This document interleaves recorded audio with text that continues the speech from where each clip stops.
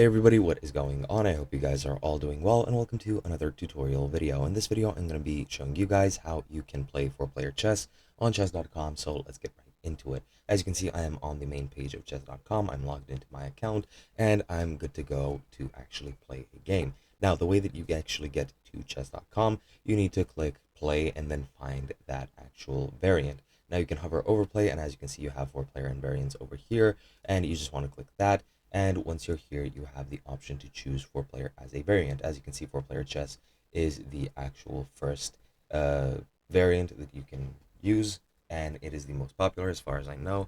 You also have a different sort of 4-player chess, which is called Chaturaji, I guess it's called. And this is, as you can see, this board layout. It's an old Indian 4-player chess, and you can play that as well if you're interested in an actual sort of 4-player variant. And again, you have the standard one, and that's pretty much it. But yeah, as you can see, you have a lot of variants to choose from.